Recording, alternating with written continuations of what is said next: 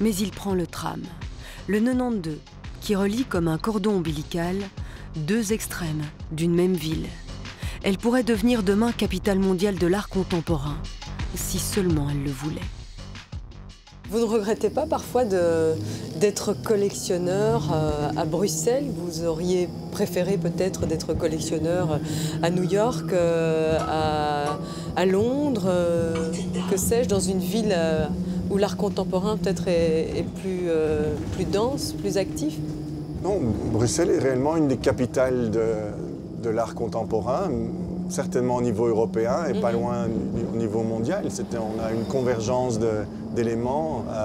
Non, je suis très content d'être à Bruxelles, d'autant plus que c'est une ville à la fois diverse mais aussi très libre d'esprit. Et ça se ressent chez les collectionneurs belges qui ont bonne réputation, les collectionneurs belges? Je crois sans aucun doute, mais ça on peut l'étendre à la Belgique, c'est pas que bruxellois. Beaucoup de collectionneurs sont du nord du pays, on en a quelques-uns dans le sud, mais c'est quelque chose qui est développé dans le nord. Et c'est plutôt lié à notre caractère de belge que simplement bruxellois. Ça comporte quelques éléments clés, c'est d'abord une grande curiosité, mais aussi une grande ouverture d'esprit.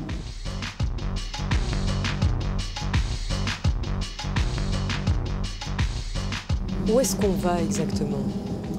À Schaerbeek. Qui est à l'opposé de d'Uccle, là où vous habitez. À l'opposé d'Uccle.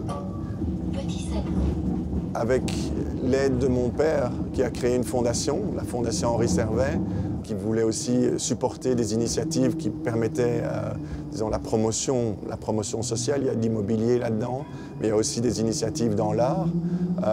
On a intégré cet ancien bâtiment dans lequel je logeais à la Fondation et on y a donc conservé une partie de la collection, mais on a aussi décidé de créer une résidence. Pourquoi? Parce que... Une résidence d'artistes? Ce qu'on appelle une résidence d'artistes. Ça les amuse aussi parce qu'ils travaillent au milieu d'œuvres d'autres artistes. Ça les inspire et c'est un quartier qui est très vivant.